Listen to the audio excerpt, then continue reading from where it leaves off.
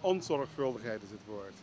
Als we lezen wat de argumentatie is van de Raad van State, kunnen we alleen maar spreken van onzorgvuldigheid. Dus niet alleen dat er sprake is van discriminatie met zo'n VIA, dat je jongeren een andere status geeft, maar als je ziet waar zo'n argumentatie vandaan halen, uit welke rapporten, dan is dit volkomen verkeerd. Eén ding, ik zeg het ook tegen de Antilliaanse jongeren. Op het moment dat je uit Curaçao of uit Aruba komt, kom je naar Nederland en ben je ook een Nederlandse burger. Maar naast het feit dat je Nederlandse burger bent, ben je ook een Europese burger. En je Nederlandse burgerschap is aangetast door de VIA. En dat kunnen we niet accepteren. Dus we moeten naar de Raad van Europa om je Europese burgerschap, om dat duidelijk te maken dat het jouw recht is om, zoals iedereen in Nederland, om op die manier behandeld te worden. Daar gaat het om. De verwijsindex Antillianen is een discriminerende maatregel ten aanzien van Antilliaanse en Arubaanse jongeren. Als je 6 maanden voor je Unie hebt betaald, of als je een drop-out bent, of als je in het justitieel bent gekomen, kun je in een databank verschijnen waarin iedereen, de gemeente, een woningcorporatie, de politie, de hulpverlening, jouw gegevens mag bekijken. Dat mag absoluut niet. Eén van de dingen, als je naar Nederland komt, uit de Antillen, uit Curaçao, uit Aruba of waar dan ook vandaan, heb je een recht. En dat is het recht om een Nederlandse burger te zijn en een Europese burger. Maar je hebt ook een ander recht, namelijk om iets van jezelf te maken.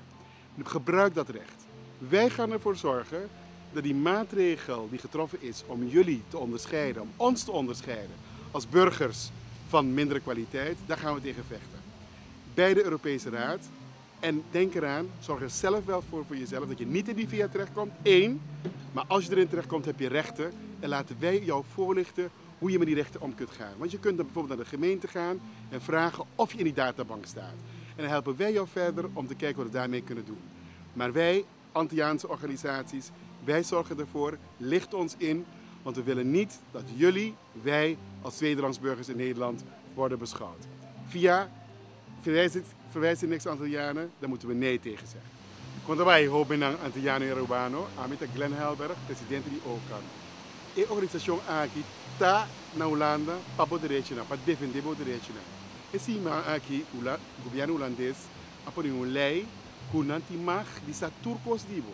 Não tem nenhuma privacidade mais de com se você algo, se bom pagar o huur, por exemplo, para 6 luna, of bom para a escola, não pode nebo de verwijsindex Antilliano, is zeker men de politie of een gemeentemis of een school, dan pon je essa bebida. Esse não sei o quê. Se abase algo, lá gambisa turco, Antilliano e holandês hace algo, e dois não, e turco não, e holandês não, portanto tem straf, pero nada mais. Pero abo men Antilliano bota dentro certo de databank. E não pode ser turcos divo, esse não está bom. Se abo dentro coisa assim, vamos ser Bijbel gemeente, pontra se outra tem coisa aí. Pero se você quer saber direito, pontra nós para nos ajudar. Para sobre que é coisa que não tem mais. Para sobre abo, burger de Holanda, burger de Europa, e Europa também que não tem mais de discriminação entre o burger e cidadão de Holanda of de Europa.